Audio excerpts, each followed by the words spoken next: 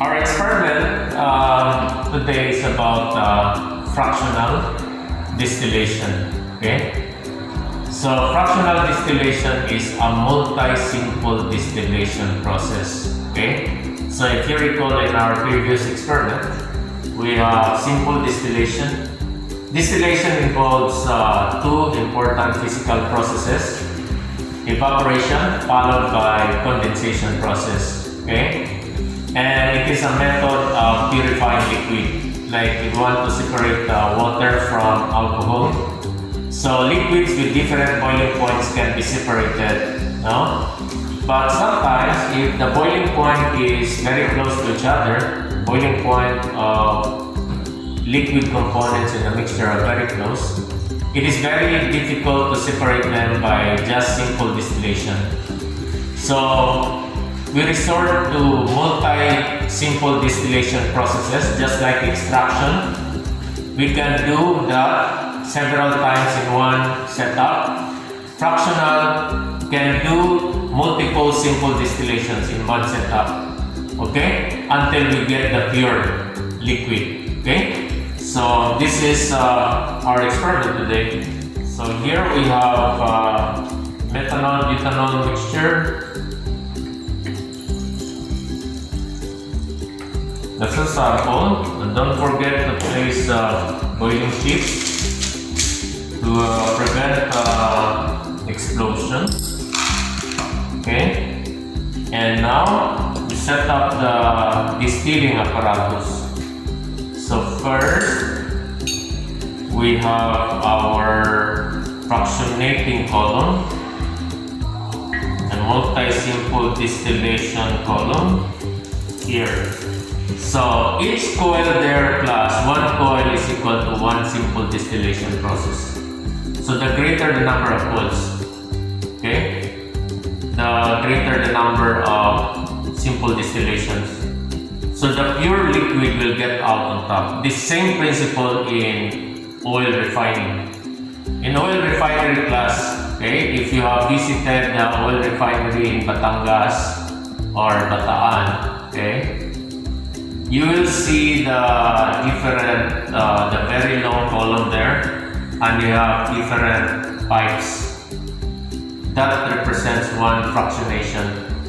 So the LPG, the one that will be collected on top will be the lightest component of the oil, which is our LPG. And the second heavier will be the kerosene, and then we have the gasoline. So gasoline is just one of the fractions in fractional distillation. The one with the highest boiling point will be left at the bottom of the flask, and that is our naphtha or asphalt. Okay? There. Okay? So we cover this one plus with aluminum to, to insulate the fractionating column, no? Para madali tayong makakondense. Pero ganito yan. Ganito yan na. Sinilid natin kasi the room is very cool. It will slow down the distillation. And now we're going to put the distilling, the condenser. So first we started with the adapter. Okay. And then we have to place the thermometer to regulate to monitor the boiling point. Okay, the liquid. Okay, so this is now our condenser. So you notice the setup is a little bit complicated and difficult.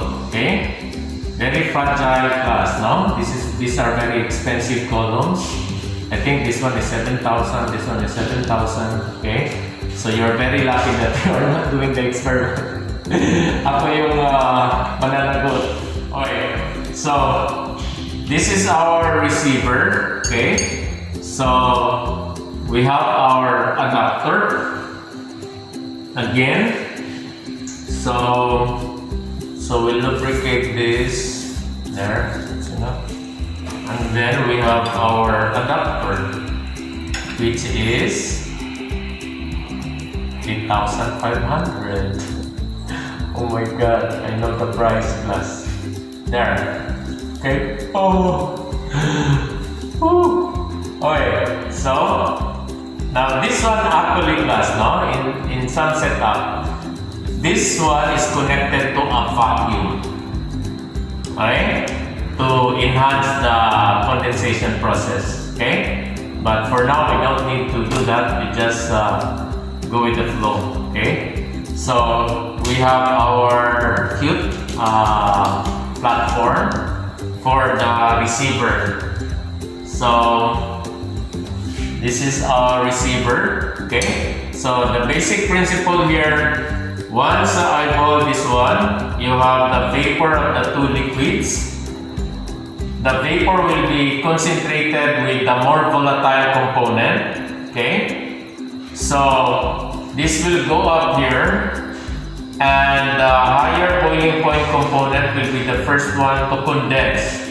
And condensation is an exothermic process class, okay? So once it releases heat, that heat will be absorbed by the less volatile methanol. So the methanol has no chance to condense, so it will continue vaporizing until it will reach this point here and start to condense and flow here, and you will receive you have the condensate now. Or you call that the distilling. The same process is done in distilling in wine, no? Distillery, no? The same procedure. Malalaki nga lang yung mga condenser nila kasi yung liquid na kinocondense marami. Barrel. But the same, no? This is minuscule setup of the whole industrial process. Okay, so this is your distillate. So the one that will be left here will be the less volatile.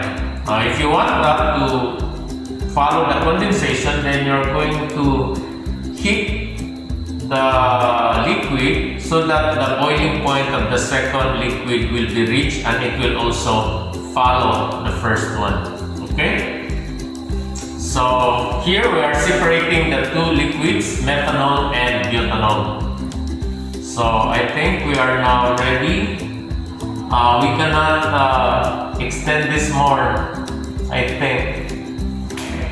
So we're now ready to heat this one. So just like success extraction, it will start to boil, but this time we are distilling it. Okay, so again, we have a condenser. So we have the water inlet and we have the water outlet. So the inlet would be below, the outlet would be above, no? The reason for this one is to fill this up, no? Fill the condenser with water. There, you can see the condenser is filled up now with water going up.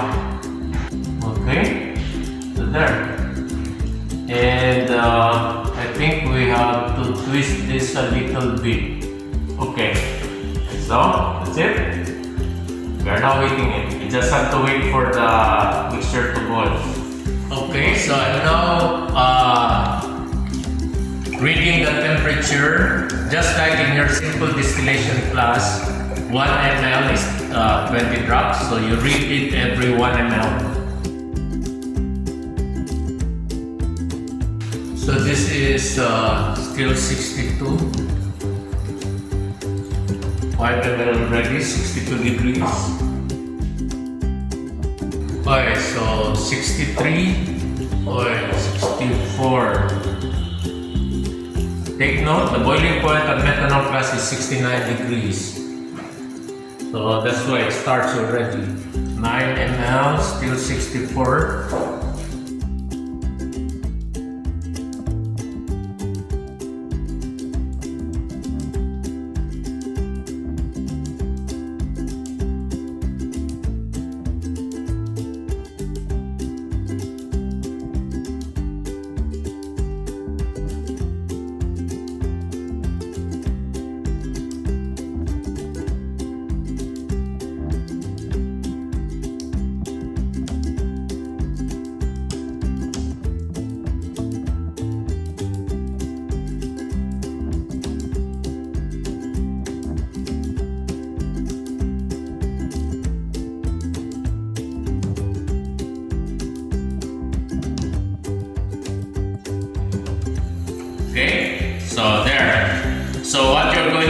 here is you're going to plot this. Just like in simple distillation. X-axis, volume. Y-axis, temperature reading. So that you will see the profile of the fractional distillation process. Okay? That's it.